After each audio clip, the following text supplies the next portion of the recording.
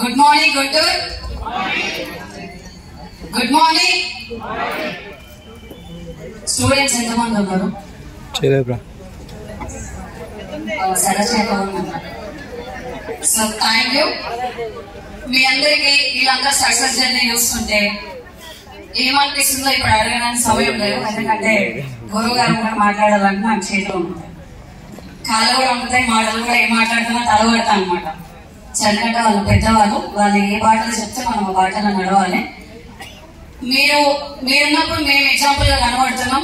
నేను starting boot camp 8% వచ్చినప్పుడు Balam Srinivas sir, Pandu sir, Saidu sir, ఇంకా వేరే వాళ్ళందరూ కొంచెం యూట్యూబ్ లో కనబడరు. అందులో ఎక్కువ చెక్కు ఎంఎస్ సార్ గురువు గారికి ఉంది. సో వీళ్ళు ఇంత అనుభవించి చెప్తున్నారు, మనం జాబులు చేస్తే లైఫ్ పెద్దగా మారదు. ఆల్రెడీ అనుభవించి ఫేస్ చేసి లైఫ్ ని సగం జీవితం అయిపోగొట్టుకొని ఇక్కడికి వస్తున్నారంటే వెస్టేజ్ బిజినెస్ లో ఏదో గొప్పదే ఉందని నేను గుర్తించిన అనమాట. సో గుర్తించి పట్టకుండా కానీ చేయాల్సిన విధంగా చేయలే, ఉండాల్సిన విధంగా ఉండలే, మారాల్సిన విధంగా మారలే. ఎందుకంటే నేను చదువుకున్న కాలేజీ ఇల్లే నా ప్రపంచం, ఇంకా వేరే ఏం తెలియదు అనమాట. ఎదుటి వ్యక్తితో ఏం మాట్లాడాలంటే నేను వాళ్ళకి ఆన్సర్ ఇస్తే నేను వాళ్ళని రివర్స్ కొట్టినట్టు ఉంటుందంట. వాళ్ళు నన్ను మీటింగ్ లో అన్నారు. సో నేను నా యాటిట్యూడ్ ప్రకారం నేనుంటే నాకు చెక్ అనేది రాలే, టీమ్ అనేది రాలే, ఏమీ రాలే. కానీ వెస్టేజ్ లో ఒక సిస్టమ్ ఉండదు. సక్సెస్ అయిన వాళ్ళు చేయి పట్టుకొని మీరు నడుస్తేనే ఖచ్చితంగా లక్షాధికారి అవుతారో అన్నాను. ఒక రోజు మీటింగ్ వెళ్ళినప్పుడు కూడా నేను సపోర్ట్ కొట్టమంటే కొట్టకపోయేది, నవ్వమంటే కూడా నవ్వకపోయేది, ఎంత మాట్లాడించినా మాట్లాడకపోయేది అనమాట. వాళ్ళకి వస్తే పైసలు నవ్వుకోనిలే అన్నట్టు ఉండేది. ఎంఎస్ఆర్ గురువు గారు ఏమన్నారంటే సక్సెస్ అయిన వాళ్ళని అప్రిషియేట్ చేస్తేనే సక్సెస్ అవుతారు అన్నారు. అది నా ముఖానికి చూసినట్టు అనిపిస్తే 2 లక్షల మనిషి చెప్తున్నారు నాయన, మనం ఖచ్చితంగా నవ్వాల్సిందే, కొట్టాల్సిందే అని చెప్పి నవ్వు రాకుండా నవ్వినాను. ఎందుకంటే లక్షలు కావాలని వచ్చినాం, డబ్బులు కావాలని వచ్చినాం. సక్సెస్ అయ్యి 2 లక్షలు తీసుకొని చెప్తున్నానంటే మామూలు విషయం కాదు అని చెప్పి అక్కడ నుంచి కొంచెం యాటిట్యూడ్ ని నేను చేంజ్ చేసుకుంటూ వచ్చిన. వెస్టేజ్ లో ఎంఎస్ఆర్ అసోసియేషన్ లో మీటింగ్ ఎక్కడ ఉంటే అక్కడ నాకు పండుగ. ముఖ్యంగా బూట్ క్యాంప్ అంటే ఒక పెద్ద కన్నుల పండుగలా అనిపిస్తుంది నాకు. ఏదో దొరుకుతుంది, ఏం దొరుకుతుందో తెలియదని దొరుకుతుంది అంతే. ఫస్ట్ 8% ఉన్నప్పుడు వచ్చిన, 8% ఉన్నప్పుడు బోనస్ ఎంతనో మీకు బాగా తెలుసు. ఎందుకంటే నాన్ క్వాలిఫైడ్ బాగా అవుతాం, అవునా కదా. సో తర్వాత ఒక 25,000 ఒక ఎల్ఓబి తీసుకొని వచ్చిన, తర్వాత 50,000తో వచ్చిన, తర్వాత 70,000తో వచ్చిన. మధ్యలో ఒక బూట్ క్యాంప్ మిస్ అయింది. 50,000 ఉన్నప్పుడు 50,000 రానోళ్ళు రావద్దు అని మీరు ఇక్కడే ఉండి వర్క్ చేసుకోండి. ఒక లైన్ వెళ్తుంది, ఇంకో లైన్ చిన్నగా మనిషి మేడం ద్వారా వస్తుంది అనమాట. ఎల్ఓపి దగ్గర దాకా వస్తుంది, ఇక్కడ ఉండి పని చేయని చెప్పి గురువు గారు చెప్పిండు. లేలే నేను వస్తా అంటే బాగుంటుందా, నాకు చరిత్ర ఏంటనేది మొత్తం సార్కి తెలుసు అని చెప్పి సార్ ఏం చెప్తే దాన్ని ఫాలో అవుతూ పోయినా. 70,000 వచ్చింది, 70 కాస్త 1,02,000 వచ్చింది, 1,02,000 కాస్త మొన్న లాస్ట్ టైం బూట్ క్యాంప్ జరిగింది కదా 1,45,000 వచ్చింది.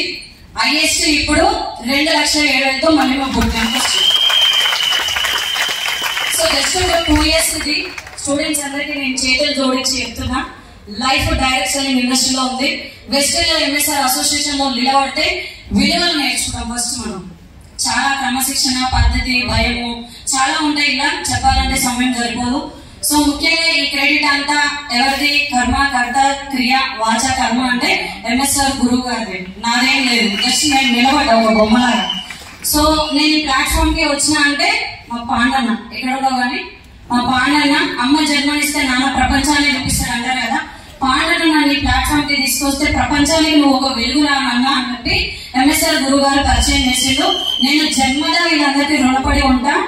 నేను ఆదర్శంగా కొంతమంది స్టూడెంట్స్ అవ్వాలని ఈ బిజినెస్ ని చేస్తున్నా. మా నాన్న కోసం చేస్తున్నా. 5 ఆడపిల్లలు, ఒక తమ్ముడు.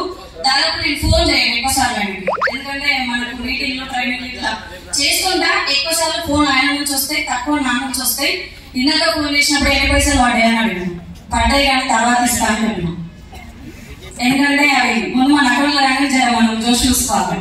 1,00,000 అంటే మామూలు విషయం కదా సార్, అది వచ్చినప్పుడు తెలుస్తుంది.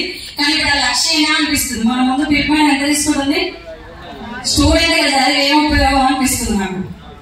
సో చాలా సార్లు నేను గుర్తు చేసుకుంటా ఉంటా. 2 లక్షలు వస్తున్నాయి కదా, మేము 5 ఆడపిల్లలు, ఒక తమ్ముడు. అది కూడా గురువు గారి మీటింగ్ లో గుర్తు చేసింది అనమాట. 2 పెళ్లి అయిపోయి ఇంకొక మ్యారేజ్ ని చూస్తున్నాం. మా నాన్న ఎంతో కష్టపడి ఆయనతో ఆయన కాడికి ఆయన సంపాదించుకొని కొంచెం ఆయన చేస్తూనే ఉన్నాడు. నేను ఈ బిజినెస్ లా ఎంత కావాలన్నా ఉంది, ఏం కావాలన్నా ఉంది. కాబట్టి ఈ బిజినెస్ లో కూడా నేను కొంచెం సంపాదించి మా నాన్నకు తోడవచ్చా లేదా? 2 లక్షలు ఇంటూ 5 నెలలు అంటే 10 లక్షలు అవుతుందా కదా? 10 లక్షలు మా నాన్న సంపాదించిన సంపాదన కొంచెం జమేసి నాది కొంచెం వేస్తే ఒక పెళ్ళి అయిపోతుందా లేదా? ఒక సపోర్ట్ అవుతున్నా లేదా? వెస్టేజ్ ఏ రకంగా కూడా మనం రుణం తీర్చుకోలేము. SR no? సో ఈ 2 కారణాలతో ఉన్నా మరి అదంతా అయిపోతుంది. 2 లక్షలు సరిపోతాయా లేదా స్టూడెంట్ కి?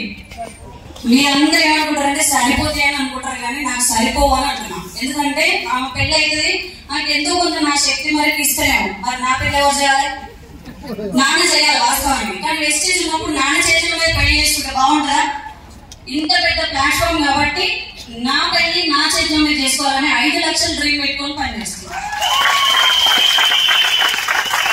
సో వెంకట్ సార్ని, పాండు సార్ని, మా మెంటర్ ఎంఎస్ఆర్ గురువు గారిని, అవర్ గాడ్, మనందరి గాడు సార్ లేని మనం లేము. సో మీ అందరు నా పెళ్లికి రావాలంటే అందరూ మంచి లగ్జరీ కార్ తీసుకొని 1,00,000 రూపాయలు తీసుకొని రావాలని కోరుకుంటున్నాను. Thank you. విషయం